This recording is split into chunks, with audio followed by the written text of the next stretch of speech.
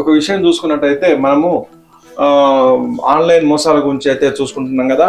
Online మోసాల గురించి ఇక్కడ ఒక డిజిటల్ అరెస్ట్ పేరుతోటి ఇద్దరు దంపతుల నుంచి వసూలు చేసినట్ట 4.79 కోట్ల రూపాయలు.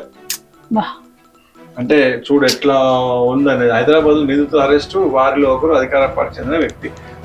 ఏడో పేజీ చూద్దాం ఒకసారి. అసలు అలా ఎలా 4.79 కోట్ల రూపాయలు అంటే రోజు పాపం వాళ్ళకు లేడీస్ కు ఇంట్లో కూర్చున్న వాళ్ళకి తెలియదు కదా. ఏదైనా ఫోన్ కాల్ వస్తే వాళ్ళు ఓటీపీ చెప్పమంటారు, లేదా మేము మీ బ్యాంక్ నుంచి ఫోన్ చేస్తున్నాము, మీరు ఇది కట్టకపోతే మీకు ఏంటది కోర్టు నుంచి నోటీసులు వస్తాయి, అలా వస్తాయి ఇలా వస్తాయి, మేము ఒక నెంబర్ చెప్తాం, ఆ నెంబర్కి అమౌంట్ వేయండి, మీది క్లియర్ అవుతుంది, మీ ఏమైనా అంటే కోట్లల్లో ఆస్తి ఉన్న వాళ్ళకి ఎప్పుడు కూడా లావాదేవీలు నడుస్తూనే ఉంటాయి. అప్పులాలు కావచ్చు, ఇంకేదైనా బిజినెస్కి సంబంధించి లావాదేవీలు కంపల్సరీ నడుస్తాయి. సో ఆ దృష్ట్యా ఒక రాయేసినట్టున్నారు. 4 కోట్లు కొట్టేశారు. ఇక్కడ చూడండి, ఇక్కడ మనకు కొంచెం ఇంట్రెస్టింగ్ సబ్జెక్ట్ ఇది. ఈ ఈశ్వర్ సింగ్ అంటాడు ఆర్సిపురం, అదే కదా ఈశ్వర్ సింగ్. మన ఇక్కడనే ఉంటది బాలాజీ వాళ్ళ ఇల్లు. ఓ సారీ, లోకల్ వాడు. లోకల్. ఇగో ఆ డబ్బుతో శ్రీలంకతో జల్సాలు గుట్టురట్టు చేసిన బెంగళూరు పోలీసులు. హైదరాబాద్ లో 2 నిందితుల అరెస్టు. నిందితుల్లో ఒకరు రామచంద్రాపురం అధికార పార్టీ నేత కాటా సింగ్ సంబంధించిన వ్యక్తి. పటాన్చెరు సంచలనంగా ఘటన. నిందితులకు చెన్నైలో జరిగిన మరో ఘటనతో సంబంధం. ఈడీ సిబిఐ విచారణ. డిజిటల్ అరెస్ట్ పేరుతో 2 కేటుగాళ్లు వృద్ధ దంపతులను బెదిరించి వారి నుంచి 4.79 కోట్లు కొట్టేశారు. బెంగళూరు పోలీసులు హైదరాబాద్ లో ఆ 2 నిందితులను పట్టుకొని కూపీ లాగితే అసలు విషయం వెలుగు చూసింది. వివరాలను బెంగళూరు సౌత్ ఈస్ట్ డీసీపీ సారా ఫాతిమా బుధవారం మీడియాకు వెల్లడించారు. హైదరాబాద్ లోని పటాన్చెరు ప్రాంతానికి చెందిన ఈశ్వర్ సింగ్, నారాయణ్ సింగ్ చౌదరి కలిసి నైజీరియాలో పనిచేసిన బెంగళూరుకు చెందిన రిటైర్డ్ ఇంజనీరు మంజునాథ్ దంపతులకు ఫోన్ చేసి మీ క్రెడిట్ కార్డులు బకాయిలు ఉన్నాయని, మనీ లాండరింగ్తో మీ ప్రమేయమై ఉందని బెదిరించారు. తాము కేంద్ర ప్రభుత్వ ఉద్యోగులమని, మనీ లాండరింగ్కి సంబంధించిన ఈడీ సిబిఐ విచారణ ఎదుర్కోవాలని భయభ్రాంతకు గురి చేశారు. వృద్ధ దంపతులను కంట్రోల్కి తెచ్చుకోవడానికి నకిలీ అరెస్ట్ వారెంట్ జారీ చేశారు. ఈ కేసు నుంచి బయటపడాలంటే తాము చెప్పినట్టు చేయాలని నమ్మించారు. ఈ క్రమంలో 2.5 నెలలుగా రిటైర్డ్ ఇంజనీర్ దంపతుల నుంచి డిజిటల్ అరెస్ట్ పేరుతో విడుదల వారిగా 4.5 కోట్ల రూపాయలు వసూలు చేయడంతో పాటు ఆస్తి పత్రాలను కూడా తీసుకున్నారు. కొల్లగొట్టిన డబ్బును ఈశ్వర్ సింగ్ శ్రీలంకలోని క్యాసినోలో విచ్చలవిడిగా ఖర్చు పెట్టాడు. శ్రీలంక పర్యటనలో ఉన్న అతనికి లుక్అవుట్ నోటీసులు జారీ చేసి అతను భారత్ తిరిగి రాగానే హైదరాబాద్ ఎయిర్పోర్ట్ అదనపు తీసుకున్నారు. ఈశ్వర్ సింగ్ ఖాతా నుంచి 10 లక్షల రూపాయలు, నారాయణ సింగ్ ఖాతా నుంచి 1.8 స్వాధీనం చేసుకున్నట్టు బెంగళూరు రిజిస్టర్ను తెలిపిందంట. సారా ఫాతిమా తెలిపారు. మరి ఇలానే ఉంటాయి, ఏదైనా గానీ ఎవరు ఏ కాల్ చేసినా సరే మేము తేల్చుకుంటామని చెప్పండి, కానీ మీరు వాళ్ళకి భయపడిపోయి మీ వివరాలన్నీ సంబంధించినటువంటి విషయాన్ని ఉపయోగం లేదు. దీనికి సంబంధించిన విషయంలో ఒకసారి వాళ్ళకి సంబంధించిన మాత్రం ఒకసారి మాట్లాడే ప్రయత్నం చేద్దాము. ఇప్పుడే మనకు తెలిసింది కాబట్టి వాళ్ళకి సంబంధించినటువంటి వాళ్ళతోటి చూద్దాం. చేసిన నంబర్ ఉపయోగం లేదు, చూద్దాం సార్. వేరే సో ఇక్కడ సర్కార్ కళాశాల డీలా ప్రభుత్వ జూనియర్ కాలేజీలో ఇక్కడ దీన్ని చూసుకుందాం. అయితే ఏదైతే ఉందో పటాన్చెరులో సంచలనంగా మారింది. ఇది 4.79 కోట్ల రూపాయలు కొట్టేసిన కేటుగాళ్లు బెంగళూరులో హైదరాబాద్కి రాగానే అనూహ్యంగా అరెస్ట్ అయ్యారు. దీంతో బెంగళూరు పోలీసులు రామచంద్రపురం డివిజన్ కు చెందిన ఈశ్వర్ సింగ్ అనే వ్యక్తిని అరెస్ట్ చేయడం స్థానికంగా సంచలనంగా అయితే మారిందని చెప్పుకోవచ్చు. అతడు కాంగ్రెస్ పార్టీలో కీలకంగా వ్యవహరించడంతో పాటు రామచంద్రపురం డివిజన్ ఆ పార్టీ అధ్యక్షుడిగాను కూడా కొనసాగుతున్నాడు. అయితే గత అసెంబ్లీ ఎన్నికల్లో రామచంద్రపురం డివిజన్ లో కాంగ్రెస్ ఎమ్మెల్యే అభ్యర్థి కాటా శ్రీనివాస్ గౌడ్ గెలుపు కోసం విశేషంగా కృషి చేశాడు. మరి సొంతంగా నిధులను వెచ్చించి సమావేశాలను కూడా నిర్వహించడం జరిగింది. మరి చెన్నైకి సంబంధించిన కేసులోనూ అతడికి ప్రమేయం ఉన్నట్లు తెలిసింది. ఆ దిశగా విచారణ కొనసాగుతుంది. మరి ఆ పార్టీ నేత ఎవరైతే ఉన్నారో, ఎమ్మెల్యే క్యాండిడేట్ కాటా శ్రీనివాస్ గౌడ్ ఎవరైతే ఉన్నారో, మరి ఆయన ఏమంటారో దీని గురించి అని చెప్పి వేచి చూడాల్సింది. అక్కడ మెన్షన్ చేశారు కదా సార్. అంటే ఇక్కడ పార్టీ లోపల క్రియాశీల వ్యక్తి సంబంధం లేదని చెప్పి వాళ్ళ కుటుంబ సభ్యులు మాట్లాడుతున్నారు. చెప్పడం జరుగుతుంది ఏం తెలియదు అని, ఏం కాదన్నట్టుగా కూడా మాట్లాడుతున్నారు కదా. అంటే ఏం కాదు అని అంటే ఇప్పుడు కొంతమంది కొన్ని అభియోగాలు అనేవి ఉత్తగానే వచ్చి పడతాయి, అలాంటి విషయాలు కూడా కావచ్చు, చెప్పడానికి రాదు ఆ విషయాలు అనేది. మొత్తం అభియోగాలు అంటే పట్టుకున్నదే, అభియోగం వేరు, నేర ఆరోపణ వేరు, నేర నిరూపణ వేరు. ఇప్పుడు పేపర్లో వచ్చేంత మాత్రం దొంగ కాదు కదా, పబ్లిక్ అయితే అయ్యాడు కదా. నేరం అనేది నిరూపణ అయిన తర్వాతనే అది మనకు తెలుస్తుంది.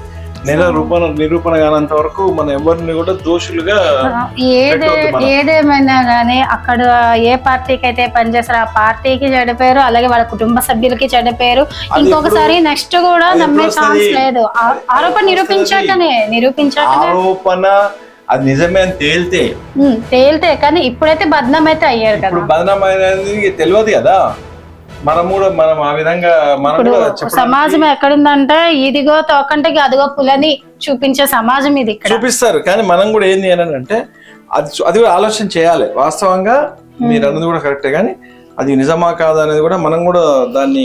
ఏదేమైతేనేమి ఎటువంటి కాల్స్ వచ్చినా గానీ మీరెవరు ఓటీపీ చెప్పొద్దు. మీ బ్యాంక్ నుంచి కాల్స్ చేసినా గానీ, బ్యాంక్ నుంచి మేము కాల్ చేస్తామని చెప్పినా గానీ మీరు అటెండ్ చేయదు. బ్యాంక్ వాళ్ళు మేము డైరెక్ట్ గా చూసుకుంటాము, మా లావాదేవీలు మేము చూసుకుంటామని చెప్పండి తప్ప మీరు కూడా ఓటీపీలు చెప్పకండి, చెప్పొద్దు. 1930కు చేయండి. మీకు ఏదైనా అనుమానిత కాల్స్ వస్తే ఏ బ్యాంకు కూడా కొన్ని నెలల నుంచి కూడా ప్రతి ఒక్క మీడియా ముత్తుకుంటుంది ఏమని, ప్రతి ఒక్కరు కూడా వాళ్ళ యొక్క బ్యాంక్ ఖాతాలు జాగ్రత్త ఉంచుకొని, ఓటీపీ అనేది ఇంపార్టెంట్. ఎవరు కూడా ఎవరికి ఏది కాదు, స్వచ్ఛందంగా ఆధార్ నెంబర్ కానీ తర్వాత ఈ ఓటీపీలు కానీ చెప్పాల్సిన అవసరం లేదు. అవసరం అనుకుంటే మేము బ్యాంక్ దగ్గరికి వెళ్ళి మాట్లాడుతూ ఉన్నాం. కానీ దీంట్లోపల ఒక బ్యాంకులో పాత్ర మాత్రం చాలా ఉంటది.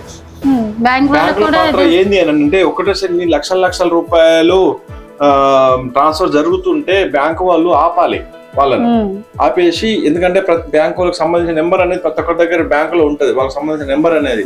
వాళ్ళని పిలవాలి, పిలిచేసి ఏం జరుగుతుంది, నువ్వేం ఇంత డబ్బులు ఎక్కడ ఎంత ఏం జరుగుతుంది అని చెప్పేసి వాళ్ళని కూర్చొని పెట్టి వాళ్ళకి కొంచెం కౌన్సిలింగ్ ఇచ్చేసి చేసినట్టయితే ఈ యొక్క నేరాలు అనేవి తగ్గుతాయి. అది ఎవరైనా కావచ్చు, మన కుటుంబ సభ్యులు కావచ్చు, అట్లా కాదు తప్పది. బ్యాంక్ వాళ్ళకు రిస్ట్రిక్షన్స్ ఉంటాయి. ఇప్పుడు దీనికి ఒకటి ఇచ్చాడు ఏమని, గూగుల్ పే కు ఒక రోజుకు ₹1,00,000 కంటే ఎక్కువ ట్రాన్సాక్షన్ జరగడానికి వీల్లేదు అని ఇచ్చాడు. అది ఎప్పుడు ఎందుకు మనమాట అది నీకు డిఫాల్ట్ సెట్టింగ్ ఉంటుంది. అదే కొన్ని ఏది నువ్వు సేవింగ్ అకౌంట్ ఉంది, సేవింగ్ అకౌంట్ వాళ్ళకు ఒక డిఫాల్ట్ సెట్టింగ్ ఉంటుంది. నేను ₹1,00,000 తర్వాత 50,000 మాత్రమే నేను ట్రాన్స్ఫర్ చేయగలుగుతా, లేదు ఇంకంతకంటే ఎక్కువ డబ్బులు ట్రాన్స్ఫర్ చేయాలి అంటే నేను బ్యాంక్ దగ్గరికి వచ్చి నేను ట్రాన్స్ఫర్ చేస్తా అనే ఆలోచన బ్యాంక్ వాళ్ళకు కొన్ని రూల్స్ ఉంటాయి. దాని ప్రకారంగానే ఉండాలి. నువ్వు అన్ని అమౌంట్ ట్రాన్స్ఫర్ చేస్తున్నప్పుడు నీకు కంపల్సరీగా కొత్త అకౌంట్ ఓపెన్ చేసిన బట్టి ఓపెన్ కావద్దు, అథెంటికేషన్ తీసుకున్న తర్వాతనే కావాలి, ఇవన్నీ ఉంటాయి అన్నమాట.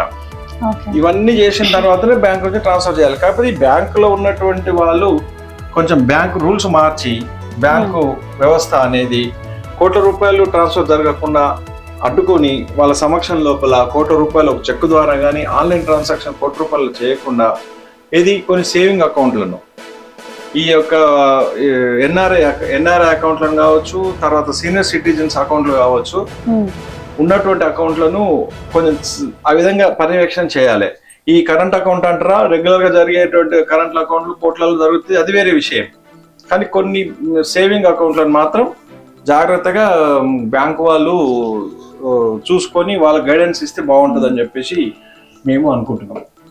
అలాగే ఆన్లైన్ షాపింగ్స్ కూడా చాలా మోసపూరితమైనవి. ఆన్లైన్ షాపింగ్స్ కూడా ఏవో ఒకసారి చేయొచ్చు, 2 సార్లు చేయండి, కానీ ప్రతిసారి మీరు ఆన్లైన్ షాపింగ్ వెళ్తూ ఉన్నది కూడా దాని నుంచి కూడా మీకు ఫేక్ కాల్స్ అనేవి రావడం జరుగుతుంది. దాని ద్వారా కూడా లాస్ అయిన వాళ్ళు చాలా మంది కూడా ఉన్నారు. ఎందుకంటే ఇంక్లూడింగ్ చెప్పాలంటే మా మేనత్త కూతురు వాళ్ళు ఫుల్ ఆన్లైన్ షాపింగ్స్ అయితే చేస్తుంటారు. దాని ద్వారా ఏం జరిగింది, వేరే దగ్గర నుంచి కాల్ వచ్చిందంట. కాల్ రావడం వల్ల అంటే మీషో ఇంకోటి ఏంటంటే ఇలాంటివి ఉంటాయి కదా, ఇలాంటి వాటి ద్వారా కూడా ఎక్కువ షాపింగ్ చేయడం వల్ల వాళ్ళకి ఏంటంటే రొటీన్ గా నెంబర్ వెళ్ళడం వల్ల వాళ్ళకి అకౌంట్ అథారిటీస్ అంటే వాళ్ళు ఎంత పర్చేస్ చేశారు నెలకి ఎంత అన్నది వాళ్ళకి ఆల్రెడీ తెలిసిపోవడం వల్ల ఏంటంటే వాళ్ళకి ఒక కాల్ వచ్చిందంట.